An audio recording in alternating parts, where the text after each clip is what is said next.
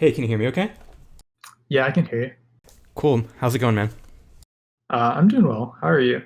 I'm doing well with the coronavirus, living my best life. So, yeah. Yeah. Um, so cool.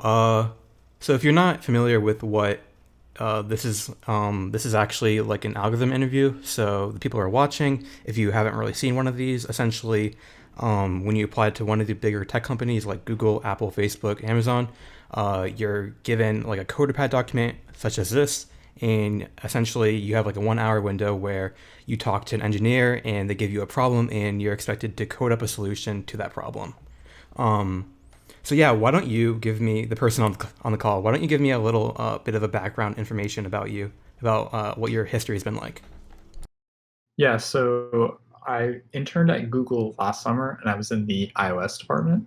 So most of my professional experience has been with Objective-C and Swift doing iOS development at startups, so where I'm actually working on applications. And then at Google, I was more in an infrastructure role supporting the iOS development that's going on there. Cool. It sounds pretty cool. Um, so yeah, why don't we go ahead and get started with the first question? There's going to be two, just so you're aware. Okay. So I'll let you. Oh, you already chose your language. Nice. Okay, cool. Yeah, let me just import stuff there. Yeah. Okay. I'll paste a question and give you a second to read it. Let me know if you have like any questions, clarifying questions. Okay. And then let me give you an example.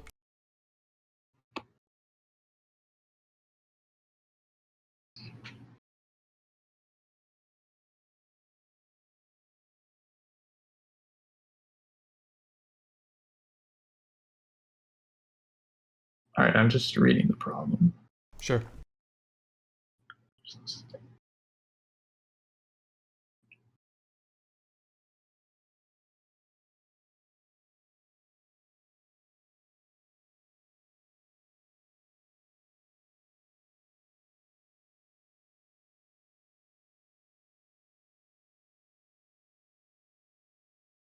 Okay, so we're given a binary tree as an array.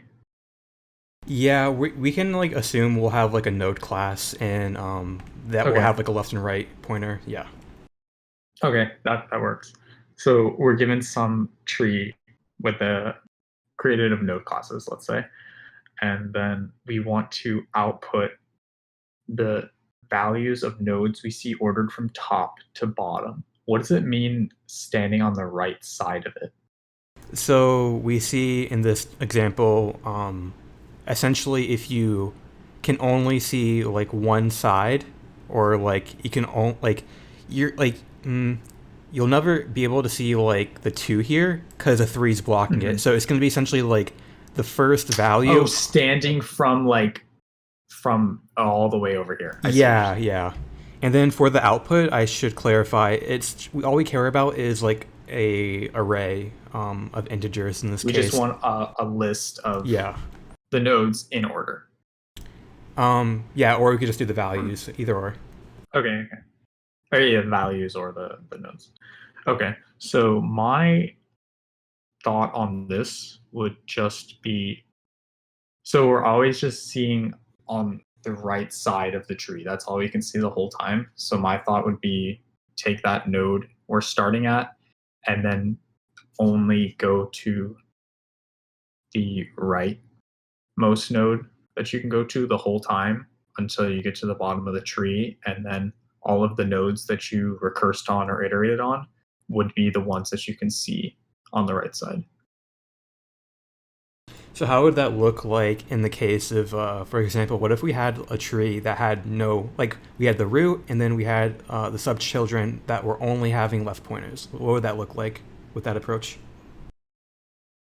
In that case, we would have so there is no rightmost nodes. So what I said wouldn't work in that scenario. So in that case, we would want to keep recursing down on the left side because in that case, we would have something like one, 2, 3, where like this is the parent, this is the child, like this is the left child, this is also the left child, we would see the 1, we would see the 2, we would see the 3. So my just thinking out loud, my thought would be at a given depth in the tree, what is the rightmost node that exists? And Yeah. then that will be the answer. So yeah, how would you go about figuring out what is the most right child? So, well, in our recursive function, let's say we had like some recursive function that we use to go through the tree. We could also keep track of a horizontal offset, and every time we go to the right, we could increment that offset, and every time we go to the left, we could decrement that offset.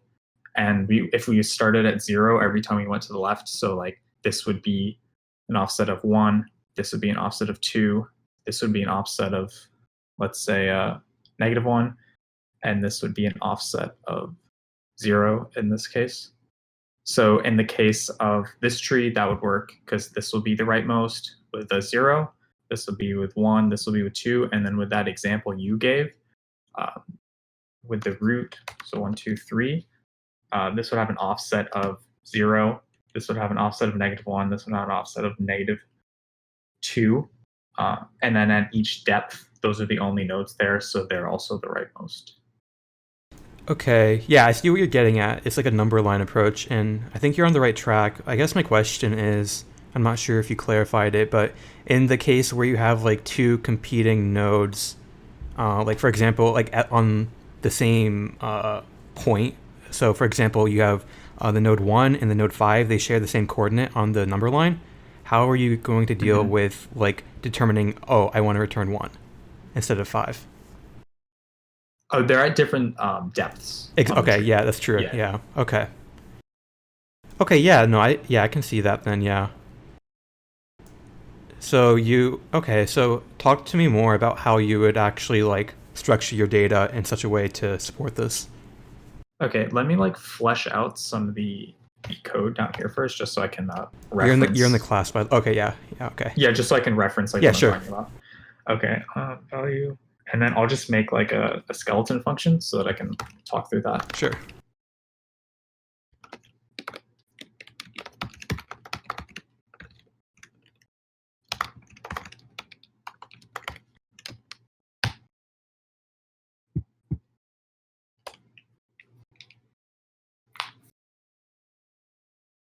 Yeah, so let's say we're given the tree of nodes. We would start out by recurse. We'd start out by calling this recursive method at that current node, and it has an offset of 0 and a depth of 0.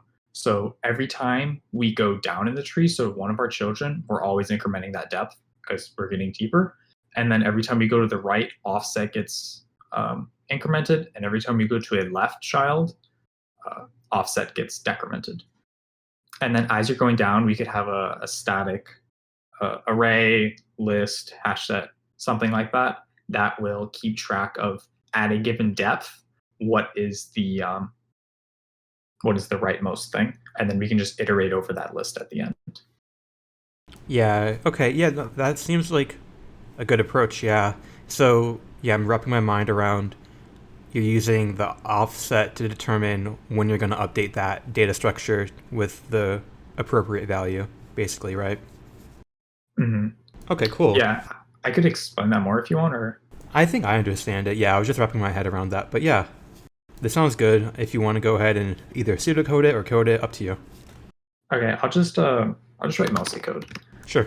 So keeping track of this, so with that static list, it doesn't really matter how we have to keep track, but the one thing that is important is we have to keep track of the values, or we have to map the depth to some value. So I can map it to the node. It doesn't particularly matter. Um, and we also want to keep track of the offset since we're mapping to a node and not some other structure. So we have the map, and then I can instantiate and call the method and all that in there. So we're at a current depth. So we're gonna check if we need to update our depth in the map. So if map dot contains key. So if we've already set something at the current depth, then we need to check if my offset is better. So if we've already set something at depth 1, we want to get that node.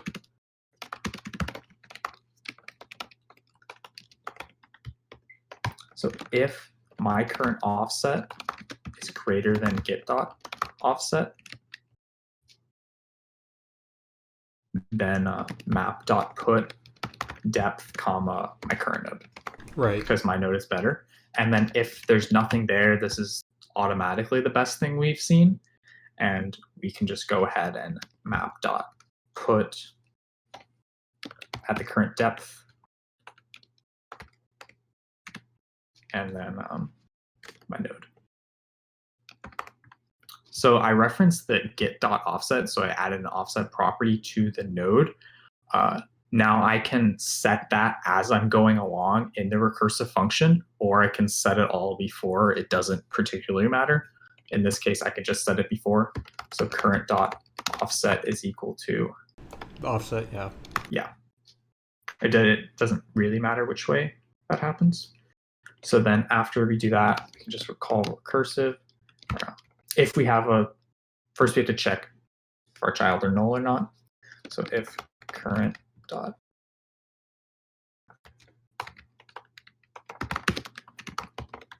so I'll do this for the right child, call the recursive function. So now we're going to go on current.write. And then our offset +1, as I said, because we're going to the right, we want to increment that. And then depth will always increase. And then we'll just do the same thing for left.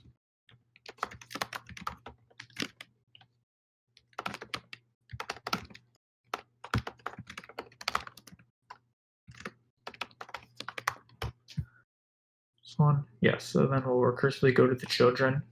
And then after all of that, we can just iterate through the map. And then that'll produce all of the answers, I believe. Yeah. Yeah, so you just start off your recursive function with the root. Then, Yeah, so I can just make like a dummy root. Yeah. That's not going to compile. Yeah, it's all good. Yeah. So recursive at the root, an offset of 0 and a depth of 0. And then that'll do all the recursive magic. And then afterwards, so we want to instantiate the map there as well. And then we can just, if we get the map.size, we're basically guaranteed, we are guaranteed that at each depth there's something there, because we can't have 5 things in there and not have a depth of, let's say, 1. You can't just skip over a depth. So we can just get that size and then for loop over that size, and then call get at each depth, and then that'll just return the node. Yeah, that's actually really clever. So you don't have to use like a tree map or anything to have that sorted key. You already know that they exist. Yeah. Yeah. Cool. So it's a little bit quicker than sorting. Right. Yeah. So what would your complexity be for this space and time? So for space, it's the number of nodes, because we're keeping track of them in this map. And actually, it'll be little o, the number of nodes. It'll be slightly less, because unless our tree is a straight line, this map will contain less nodes than there are total nodes in the tree. Because, and if I go back to the example at the top, we're only going to be saving 1, 3, and 4 in that tree. 2 and 5 won't exist because they're less. So the space complexity is little o of n, or just o of n. And then the time complexity, we're only checking every node once. We're going down the tree, so that's also o of n. Yeah. Yeah, you nailed it right on the coffin. Nice. Cool. Let's go to the next question. Okay. What do I want to do for this? I want to just like comment all this out essentially. Hold on. Cool. Now let me get the next question.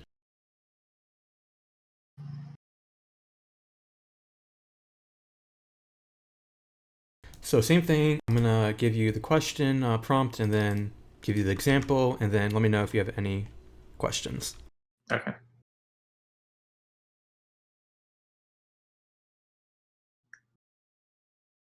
All right. I'm just gonna read the problem real quick, and then I'll tell you if I have any questions. Sure.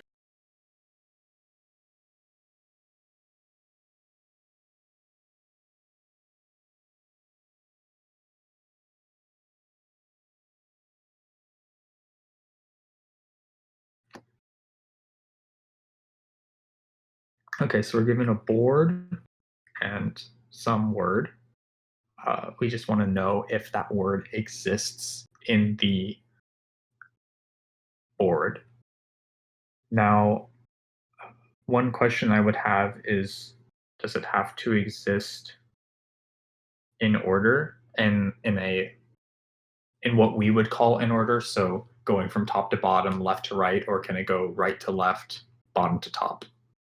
Yeah, so it can go at any way. So for example, if we want to find like the word C in this board, Mm-hmm. we could look at S here, and then we can go down one, and then we can go left, and that would be considered valid.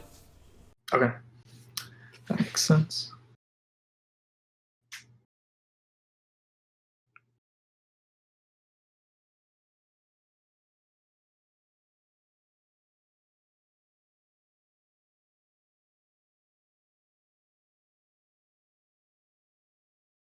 Okay, I'm just conceptualizing like a verbal solution real quick. Sure. And we can't wrap around or anything, right? So S can't go to this E and then go to this E. It has to go to S E E Right, no, you only have, you can either only go up one, down one, left one, or right one. Those are the within the moves. bounds of the board. Right, of course, yeah. Okay.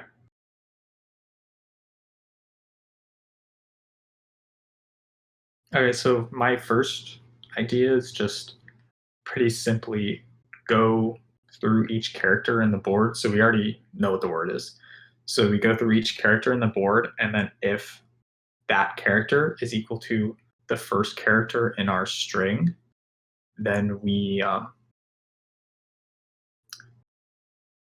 just BFS from that location, try to find the rest of the word. And if we find it there, then that's good. We can return true. If we don't,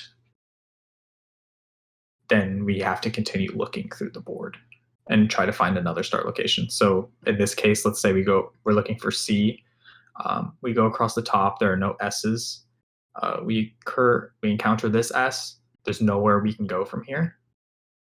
So we continue on. We get to this S, and then as we said before, this is valid string right there. Yeah, so yeah. My question now would be like, we can't really reuse like characters that you've used in the current like BFS. So how would you deal with that? Well, one thing I could do is modify if we wanted to keep our space complexity down to not allocating anything more than what's given. We could, assuming that the board is all uppercase letters, we could just lowercase the letter, and that'll be like, oh, we've been there before in our current BFS. And if it's not guaranteed to be that, maybe we have symbols or lowercase letters, then we could just allocate a 2D array, same size as the board, and keep track of where we've been. And then make sure that when we BFS to a new location, it is unused. Yeah, I like the idea of like lowercasing nodes you've been at, and then Mhm. just checking if it's a lowercase. Yeah, we can do that to save Yeah, on the space. only thing with that is you would have to go back and uppercase the letters afterwards. So I believe there would be some situation where let's say we get to this E and some other word we're trying to find, and it's the second letter in the word, we might want to use this E later as like maybe like the fourth or fifth letter. So we'd have to reset them all after each BFS. Right. Yeah. That sounds. Yeah. That sounds about right. Yeah. If you want to go ahead and code that up, then yeah, sounds good. Yeah, I can start fleshing out the idea that I told you. So as I said before, we want to go through each index in the array, and that's just kind of checking for start locations. So now I'm just going to check for start locations.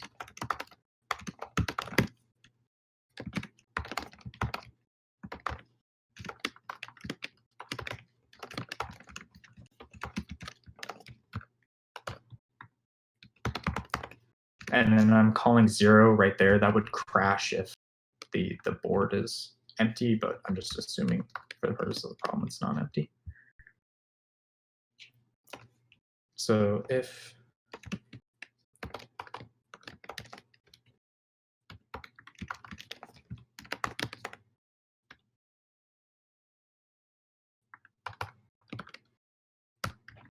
this is a start location, then we'll want to call a new method there that'll create. And then if we go through and we never find a valid start location and also return that we can construct that string from that valid start location, then we will just return false at the very end.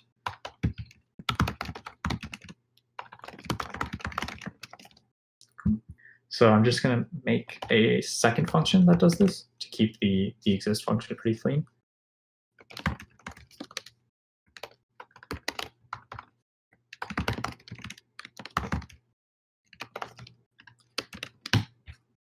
And then we also want to pass in the start location. So that'll be the start location of this BFS. So what we'll want to do is we'll want to keep a queue to do the BFS.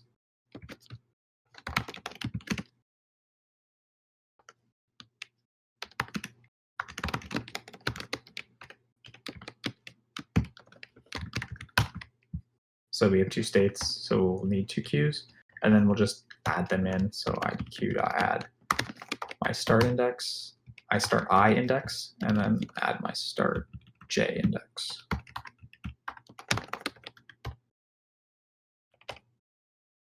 So then we'll just do the BFS search. So while we're still processing nodes,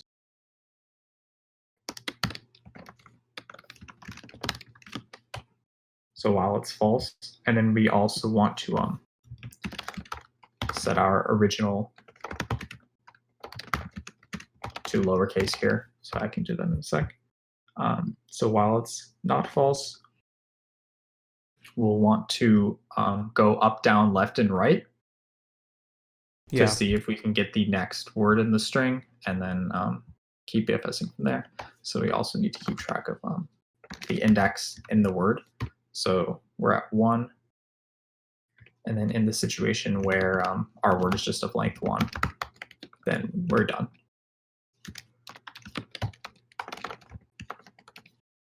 Because we already found the first letter up there.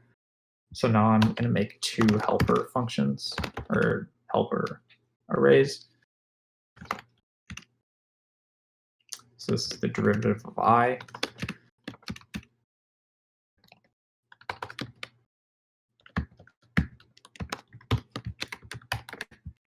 Derivative of J, those are just like give us the up, down, left, and right. Yeah, the directions. Cleaner, yep.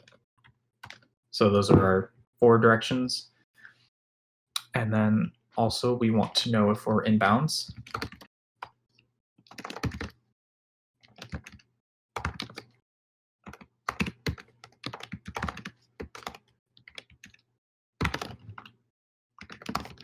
So this just tells us that we're in the board so we don't accidentally step out and crash our program. So we want to return that cur I is greater than or equal to 0, and cur I is less than board.length, and then we do the exact same thing for J.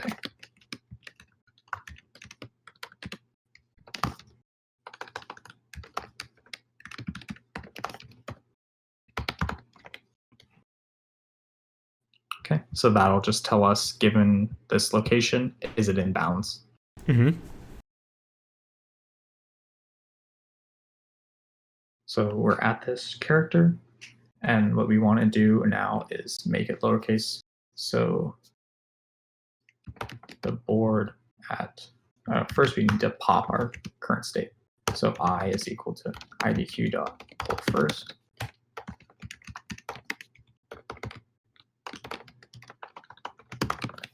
And that's jdq.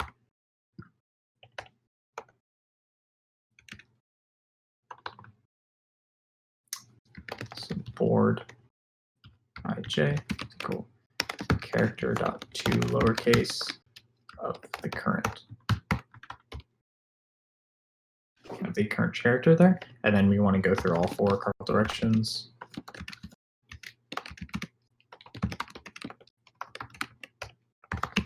So we have a new I, which is the current index, or the current location, I should say, plus the derivative.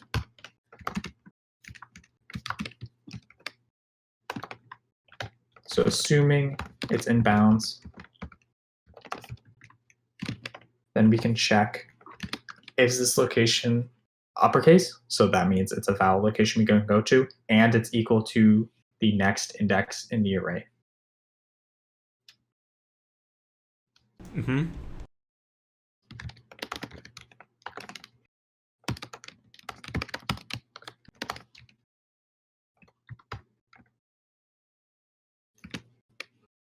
So is it's uppercase, and then I probably also want to keep track of at this current location, what index am I at in the word, because that could be different potentially.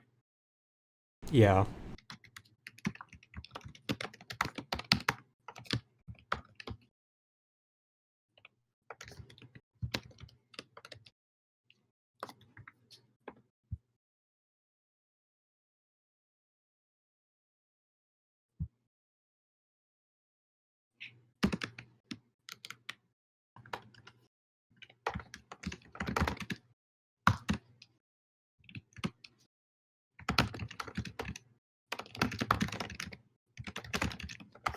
So we want to look for the current thing in this, and then if this is equal to the length of the word, we found the whole thing, so we can just return true.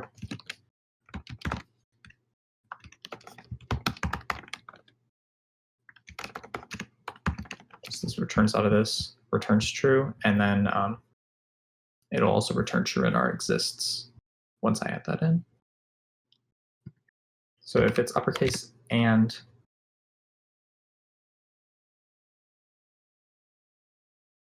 it's the next letter in the word,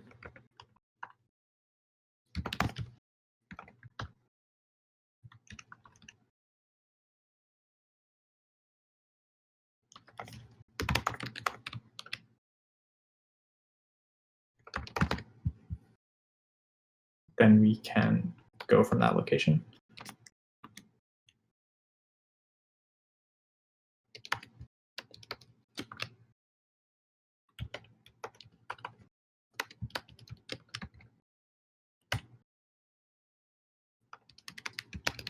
And then, so we're adding in that new location we're going to, and then add find one because we're looking for the next index in the word. So then that's the end of this loop. And then it'll just keep going through all of them until there's nothing left to do. And then after that, we want to reset our array to all uppercase.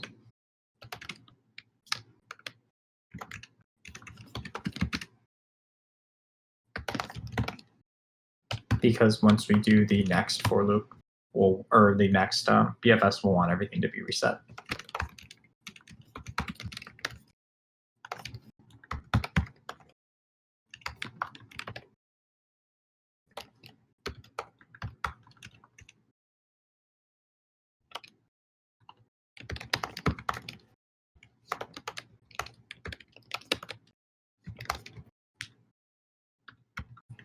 And then what I'll actually do is just move this to a method because we'll want to reset when we return true up a little bit above in this method. So just a Boolean.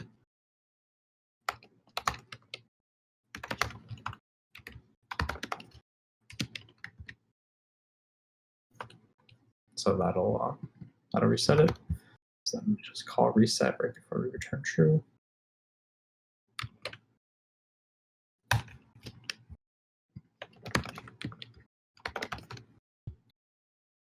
And then I'll also call reset at the bottom. And then return false. And then I'll call this up in the exist method you put down. So then we just want to say if find at ij with the current board and the current word, return true. And if it's false, we just want to keep going anyway. So I believe that's most of it. If I think you might be. Oh no, I think you'd be right, because I'm thinking about the case of like when you're entering find, you know for certain that the first character is valid in the string. Then I guess you define on line 133 that index is set to 1. Okay, yeah, I think that works out then, yeah. Yeah. Why don't you run through an example on the board I gave you with like a super simple word so you don't have to like trace through the entire board. Oh, like tracing through what my program would do? Yeah. Okay, so let's just say the word is if it makes it easier for you, you can just like copy the board where at the place you're like tracing through. Like initially you'll copy, or you'll be here, then you can copy the board and scroll down a little bit and paste it somewhere else, like where the find function is, if it makes it easier for you. Oh, okay, just so I can look at the board and the code at the same time. Yeah, I'll just throw it down here.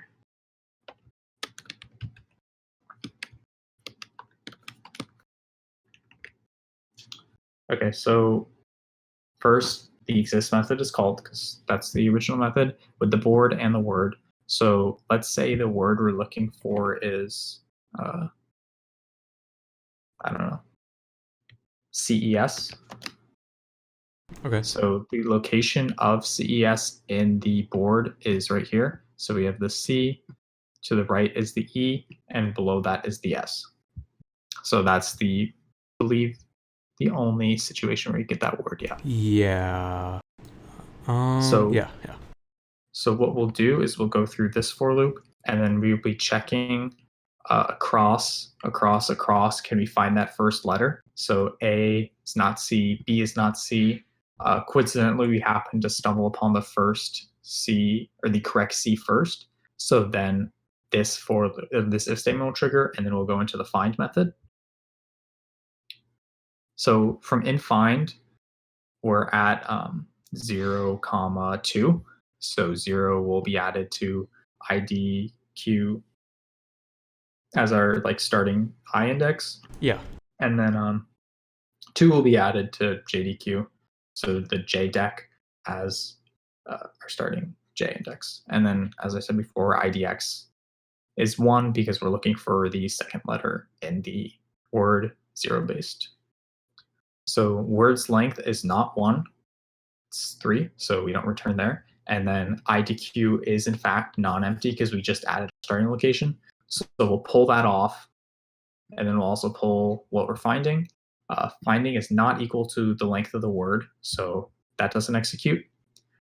At board here, we're lowercasing it because we've been there before. And then we'll go into our 3 motions. So just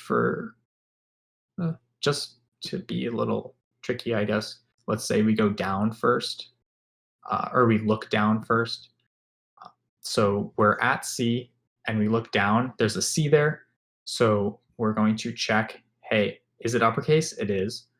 Is it in bounds? It is. But is it equal to the letter we're trying to find? No, it's not. So we'll look around more. Let's say we look up from that C, it's out of bounds, in will not execute.